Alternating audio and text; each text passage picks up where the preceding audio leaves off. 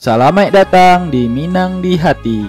Baiklah, kali ini kita akan membahas soal rendang, yaitu 6 jenis rendang yang mungkin tidak kamu ketahui.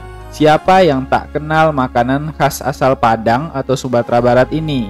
Bahkan rendang dinobatkan sebagai makanan paling terenak di dunia. Pada umumnya rendang memang biasanya dibuat dari daging sapi, tapi ternyata selain daging sapi, masih banyak jenis rendang yang tak kalah enaknya dengan rendang daging.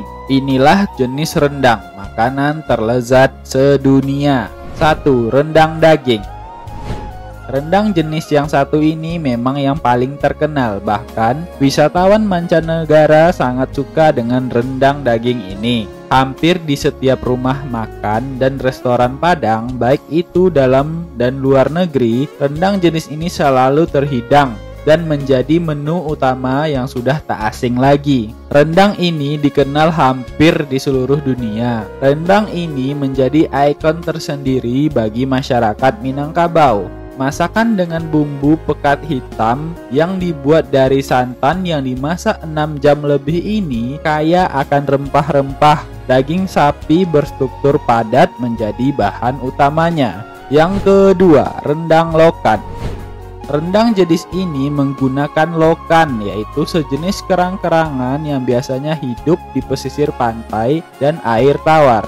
Lokan sendiri adalah kerang air tawar dan ukurannya cukup besar. Selain lokan, kerang air tawar lainnya adalah pensi, namun ukurannya sangat kecil. Rendang ini dimasak dengan cara khusus. Jika tak terlatih, rasa anyir dan pahit dari lokan itu akan merusak citra rasa rendangnya. Rendang lokan ini berkembang di daerah Kabupaten Pesisir Selatan, Padang Pariaman, Nagari Sasak, dan Pasaman Barat. Dalam memasak rendang lokan, kunyit ditakar sedikit berlebih dari bumbu rendang. Lalu campuran lengkuas dan jahe diaduk bersama air rebusan lokan. Dalam memasaknya, lokan dimasukkan ke dalam bumbu-bumbu rendang yang hampir matang. Jika terlalu cepat memasukkan lokan, daging lokan bisa hancur. Tapi jika terlambat, daging lokan bisa menjadi liat dan sedikit pahit. Yang ketiga, rendang telur. Rendang telur adalah tipe rendang kering. Rendang telur berbentuk mirip seperti keripik dan sangat cocok jadi bahan oleh-oleh atau cemilan. Rasanya gimana? Jangan ditanya, enak bikin ketagihan. Jangan berpikir kalau varian ini hanya terdiri dari telur rebus yang diolah dengan bumbu rendang. Kamu salah besar. Telur dan tepung tapioka dijadikan keripik kemudian dicampur dengan bumbu rendang. Itulah yang disebut dengan rendang telur. Unik ya. Yang keempat, rendang jariang. Selain daging-dagingan, ada juga rendang dari bahan buah seperti jengkol atau dalam bahasa Minang disebut jariang.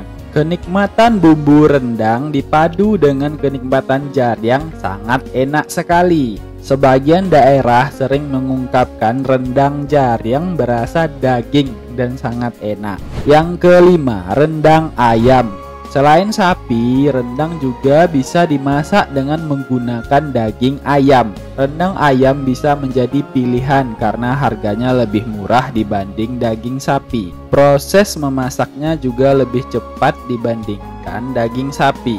Rendang daging ayam disajikan dengan cara disuwir, dicincang, atau bisa juga dipotong sesuka hatimu. Dalam pesta-pesta dan jamuan adat di daerah daratan Sumatera Barat, rendang ayam kerap tersaji. Dalam semua pesta adat yang diadakan oleh masyarakat Minang dengan ekonomi menengah ke bawah, rendang ayam menjadi salah satu hidangan yang disajikan. Harga daging ayam yang lebih murah serta waktu yang dibutuhkan untuk memasak rendang ayam lebih cepat menjadi alasan utama hidangan ini sering disajikan.